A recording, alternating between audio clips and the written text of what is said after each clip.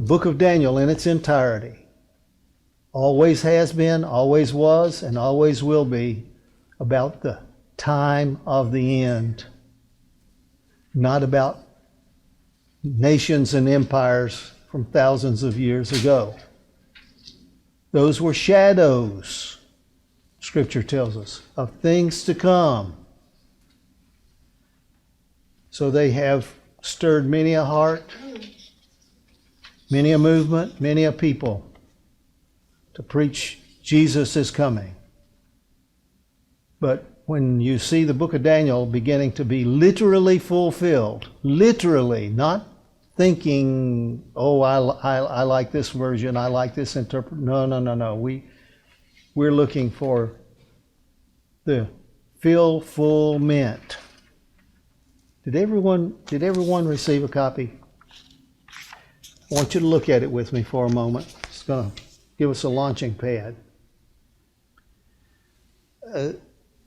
It reads up and down vertically, and it reads left to right. So the head of gold and the lion with eagle's wings and the notable horn are all representing one and the same power. If you see what's going on here. The breast and arms of silver represent the bear. You want to talk about nations? We're going to talk about nations, but we're going to talk about nations at the time of the end. The breast and arms of silver represent the bear. The belly and thighs of brass. See it over here? Brass. The leopard with 4 heads and 4 wings, moving, flying swiftly, represent the same power. And then there are the legs of iron. We're going to look at some of these and see something that you've seen but you haven't seen before. If the analysis is correct, and the lion with eagle's wings and the head of gold and the notable horn represent the same power, what power are we talking about? So in the far left column, Babylon is the ancient superpower, but ancient superpower Babylon is pointing us prophetically down to the modern superpower of America. So I want you to look at Daniel chapter 7 with me here for a few minutes. And let's take note. First of all, the 7th chapter of Daniel is a changing. Things are changing in the verbiage. And it's the first year, verse 1 of Daniel chapter 7, it's the first year of Belshazzar, king of Babylon. Now wait a minute, we're not talking about Babylon. No, we're going to go ahead, but it's couched in the first year of the king of Babylon. His name was Belshazzar. Now, do you know enough biblical history, prophetic history, to know that Belshazzar was which king of Babylon? The last king of Babylon. This is the guy who had the angel's hand writing on the wall, "You're finished, you're done, you're out of here." So Daniel is given a dream. Not Belshazzar, not Nebuchadnezzar. Daniel is given a dream. Let's go ahead. The visions of his head on his bed, he wrote the dream, and he told us some of the matters, and he spake and said, I saw in my vision by night, behold, the 4 winds of heaven strove upon the great sea. You might want to do a little study on that 4 winds of heaven. It represents strife, war, and bloodshed. You'll find it, 4 winds of heaven, in the book of Revelation as well. So we have 2 witnesses who are trying to tell us something. God's trying to tell us something through 2 witnesses. Daniel, who's living 700 years before John comes along. And both of them are being given visions or some understanding to pass along to the last generation. 4 winds of heaven, verse 2, strove upon the great sea. And 4 great beasts came up from the sea, diverse or different one from another. How many beasts came up? We're going to find out that 3 of them are in one category and 1 of them is unto itself. Let's go on. The first was like a lion, had eagle's wings. I watched till the wings were plucked. It was lifted up from the earth and made stand on its feet as a man, and a man's heart was given to it. We just painted a picture of the lion with eagle's wings. I don't understand why some people have difficulty interpreting the lion with eagle's wings as the United States of America. Some say, well, it's United States and Great Britain. I don't have a problem with that. But Great Britain unto itself is not the superpower. A modern saying regarding a lion is he's the king of what? Come on, he's king of beasts. And yet the picture here is of a toothless lion, or a lion who is humbled and broken and his heart pulled out and his strength is gone. There's the lion, there's the bear, there's the leopard. In verse 7, jump down to verse 7, please. After this I saw in the night visions, and behold, beast number 4. He was dreadful, he was terrible, he was strong exceedingly. And he had just gone to the dentist and had his teeth cleaned. Did you see that? His teeth are all polished up. He had great, what kind of teeth? Let's look at our little graph here for a minute and let's say, where's iron? Iron, iron. Oh, it's down here with the legs of iron. Now hold it. There's the gold, there's the silver, there's the brass. How many beasts? 1, 2, 3. And iron. He had great iron teeth. He devoured, he broke in pieces, he stamped the residue with his feet. And he was diverse from all the beasts before. Had 10 horns. Verse 6. Can you back up to verse 6 there for a moment? After this I beheld, and lo, another like a leopard, which had on the back of it 4 wings of a fowl. The beast also had 4, and dominion was given unto it. Beast number 3, let's look at our graph again, could be the modern superpower of China. And the image is that this is a power that's going to rise very quickly. 4 heads, 4 wings. So we have gold, and we have silver, and we have brass. Now verse 6 doesn't say brass, but it's clearly, if you follow through, it's clearly the leopard-like beast with 4 heads and 4 wings. We're going to find the brass again. So let's back up. You're in chapter 7. Let's back up to chapter 4. We've been sharing some things in chapter 4 here in the last few months.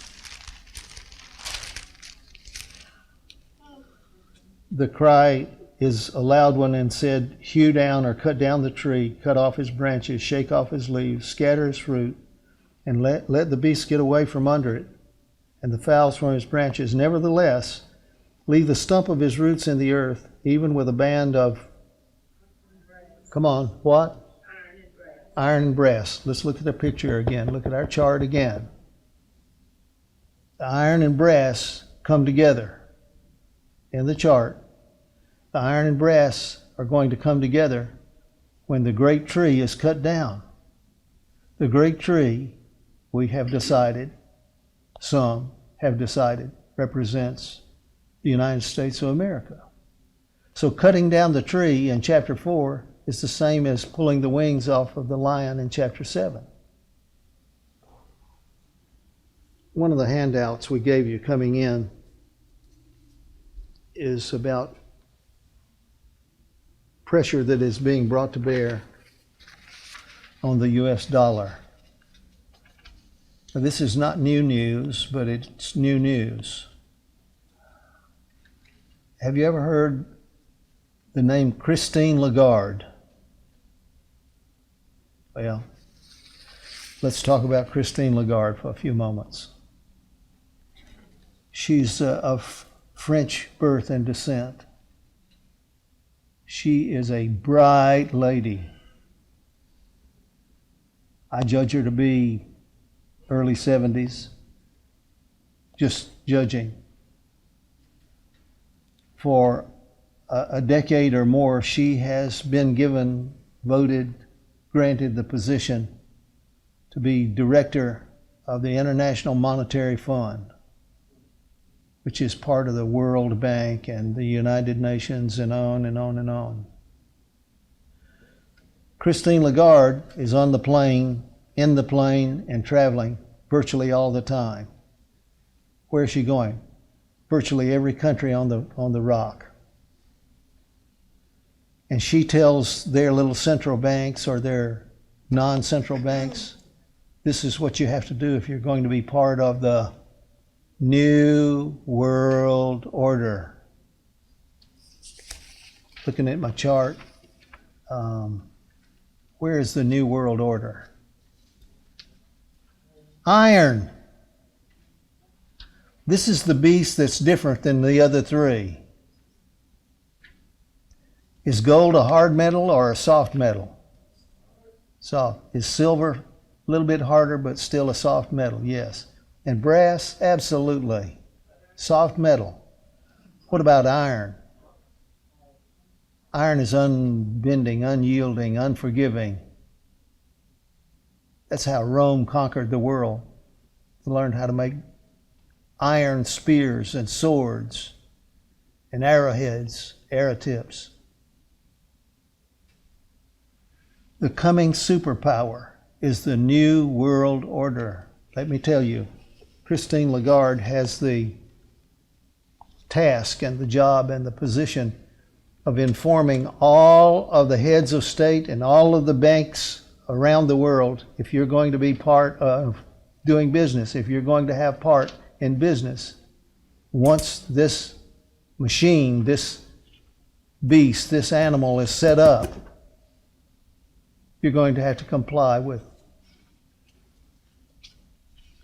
And evidently in Daniel chapter 7, this new world order is going to be enforced with iron and brass. Iron and brass. Now, Christine Lagarde is the head, the chairperson, the person leading the International Monetary Fund, the IMF. And it is the IMF that is having to deal with the United States as well as all of the other nations. Now, the Chinese in the last 20 years have caught up with us and have in the last 6 to 7 years passed us. We're talking about as a financial powerhouse on the planet, China has passed us. In spite of all the difficulties you want to read in the news about China this and China that, China has passed us. Do you know what a GDP is? A gross domestic product. Do you know what the GDP is? We got to get you guys to turn on the news. And the gross domestic product is the total of all the things produced, manufactured, grown, drilled out of the ground, whatever. The gross domestic product is your entire product that you sell to yourself and to the world. In goods and services. For decades, for the last 3, 4, or more decades, the United States has been leading the other nations in gross domestic product. Not anymore. We can't even get to 3% GDP. We're dreaming. President Trump is saying, we're going to get there. Do you know what our gross domestic product has been in the last year and a half? And 7 years before, under Obama, it was null and void. 1.5%, that's what we've gotten to. Do you know what the Chinese GDP is? It's been 6, 7, and 8. It's in the doldrums, and it's down from 4 to 6. China told Christine Lagarde and the World Bank, the IMF, the Bank for International Settlements, for the last 5, 6 years, China has been trying to push itself into the number one position as a financial superpower. Now, the United States has managed to hold on, but we have no business holding on. The key word is business. We have no business trying to hold on to what we don't really deserve. So we make the US dollar, or made the US dollar, the, what's the term? Petrodollar? No, the dollar is the standard. It's been the standard. Currency. I'm sorry? The reserve currency. Reserve. It's been the reserve currency for the business world, the developed world, for 75 years, since World War II. But all of that's been challenged now for the last few years, in the last few months, in the last few weeks, in the last few days by China. And China announced, at least 3 years ago, but several weeks ago, that they are going to back their currency, the Chinese yuan, they're going to back it with gold. And they have said to the IMF and the World Bank, it's the only way to do business, and all the nations who want to do business need to be able to prove and show and demonstrate that their currency is asset-backed, gold, silver, oil, corn, whatever it is. Now, this is what I want to say. For the last few months, there are several million people in various countries around the world who have invested, that's the right word, they have invested in certain foreign currencies. Are you listening? Why would I want to buy a Vietnamese dong dollar? Why would I want to buy an India's, what's theirs? Rupiah. Why would I want to buy an Iraqi dinar? And worst of all, why would I ever want to invest in Zimbabwe money? Zimbabwe currency. It's been the number one mismanaged country on the planet for. Why would somebody invest? Why would they want to invest? And a lot of people have invested several million, easily several million. What are they waiting for? It's called the GCR, Global Currency Reset. There's about 120 to 122 currencies. How many are in the basket now? Roughly 6 in the basket now. But this is basket number 1. Yes. There are 6 currencies that are about to be revalued. And that means their value is going to go up. You don't get in the basket if you want to be devalued. You get in the basket if you want to be revalued. You want to increase your net worth. And that has been attempting to be a reality for 3 years and longer. Several months ago, many of the people who invested, not just in this country, the Canadians, the Australians, many of the people who invested have said, the RV is about to take place, it's going to take place, it's going to happen, it's going to come. And a year went by. It's coming. 3 years have gone by. And then the rumor mill really heated up. So for several months, it has been the rumor of the day, the rumor of the hour. The RV is about to take place. So I want to bring you back to Christine Lagarde. Christine Lagarde arrived here in the United States 2 weeks ago. She was supposed to be here for 2 days. What? Well, she's French. She's French, but she's based out of Switzerland and New York. Christine Lagarde arrived here 2 weeks ago. Supposed to be, and it was announced in the national news, she was going to be here for a brief visit to discuss international finance with the American U.S. Treasury and U.S. businessmen, U.S. banking. And she's been here for 2 weeks. Now just hearing that ought to set your mind in motion. So let's indulge in the rumor mill once again.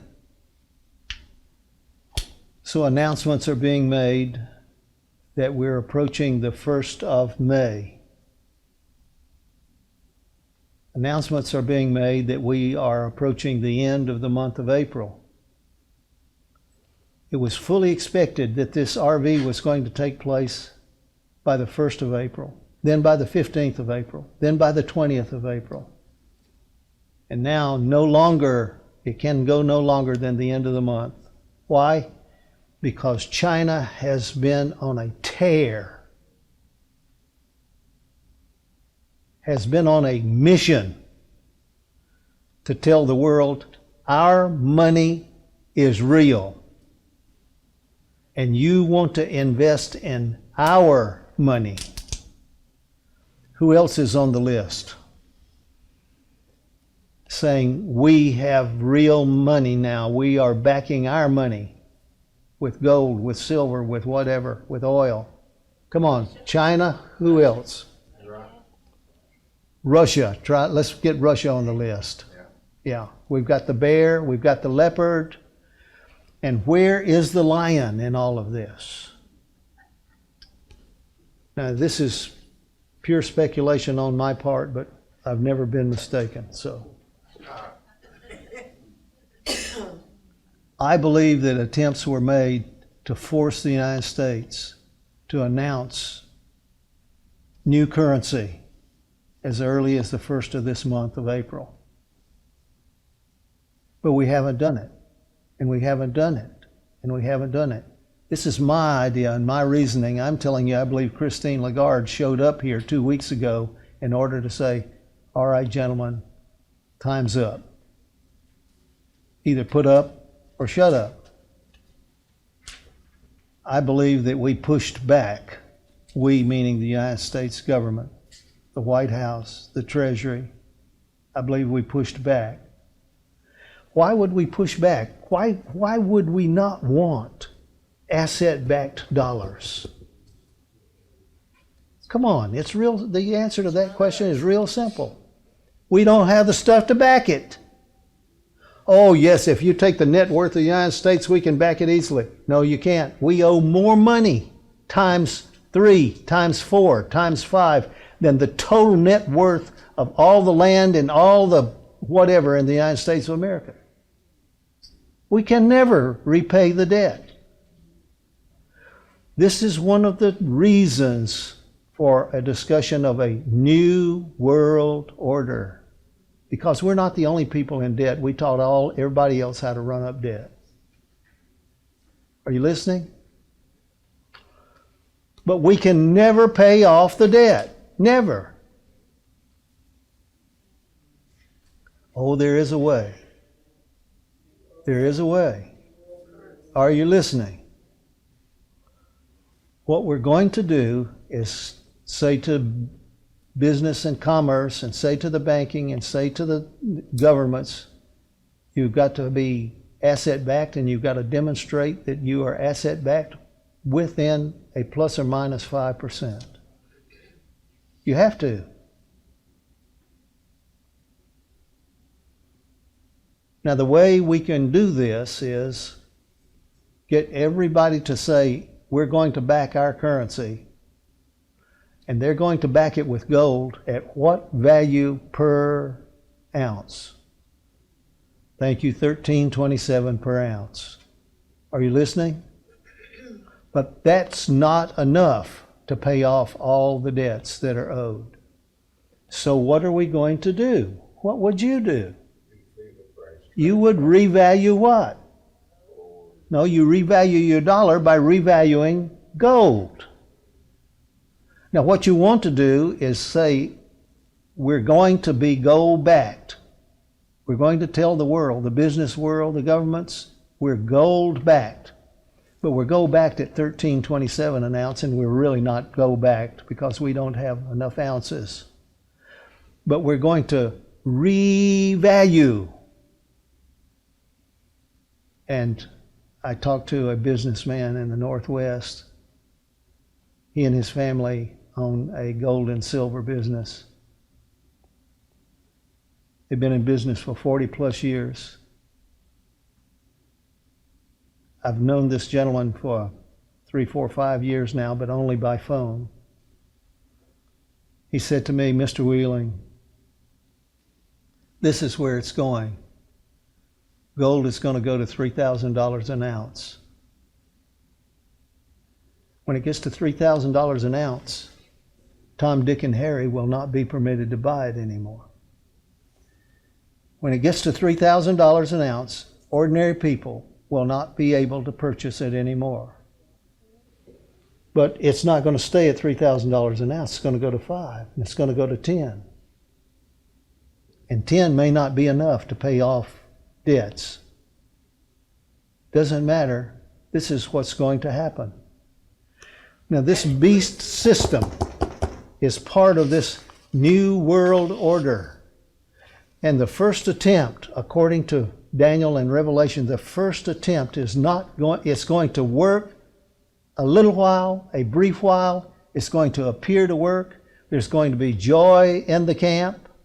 And then suddenly, as the light, I'm quoting Ellen White, suddenly as the lightning flashes from the heaven will come the end of their bright visions and delusive hopes.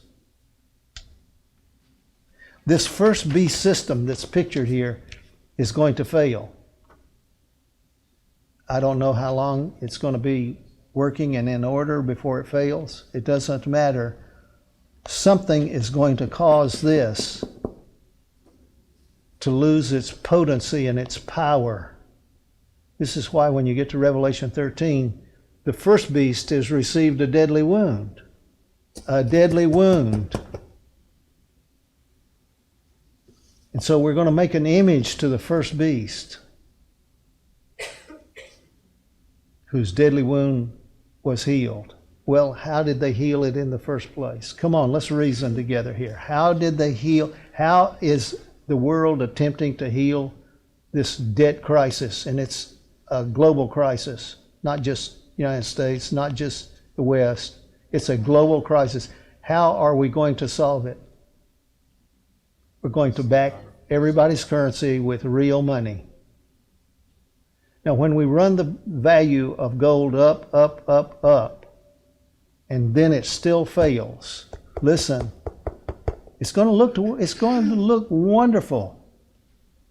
It's going to present the people of God who are in the know and in the prophecies and understand the prophecies. You have a window to move out of town. You have a window to print and distribute books. You have a window, but it's a window. And it's going to slam shut. How long?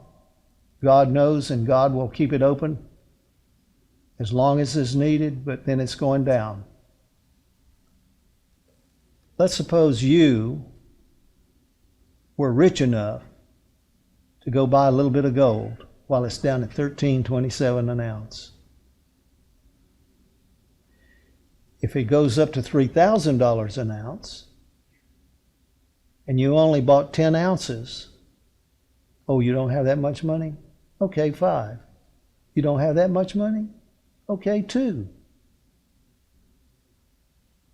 How would I ever get enough money to buy 2 ounces of gold at $1,327? Sell all the junk in the garage. Sell everything you got, motorcycles, whatever, and get some gold.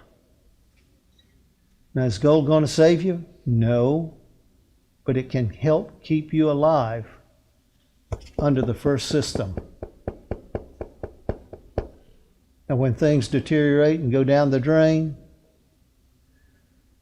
according to Revelation 13, please listen, something is going to happen. There's a woman, a lewd woman, coming into the picture.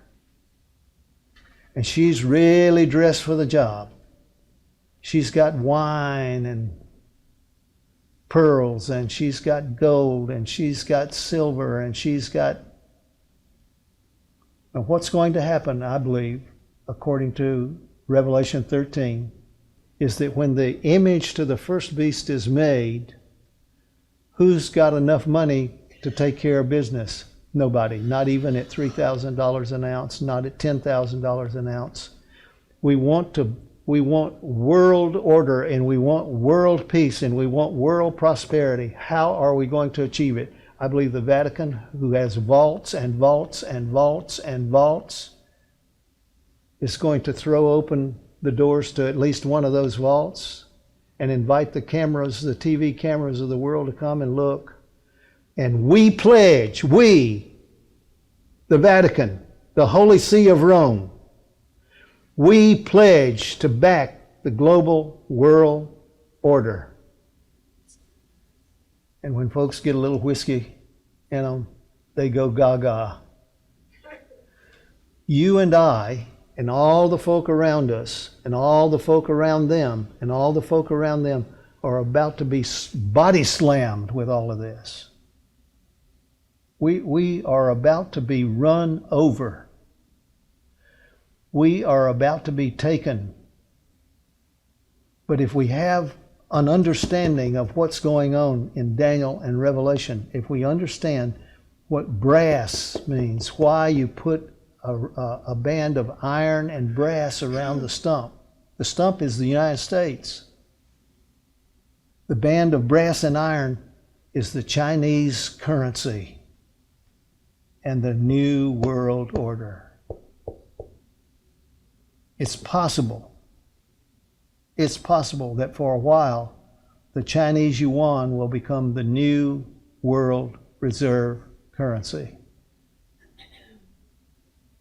Do you understand that you might not be able to buy a whole bunch of gold at $13.27 and it's going up per ounce, but you could go to the bank, and all the big banks now have international departments. You could go to the bank and you could buy some Chinese yuan. Oh, heaven forbid. Why? What backs the Chinese yuan? Now, not coming. What backs the Chinese currency now? Gold. What backs the US dollar now? You know what a zero looks like?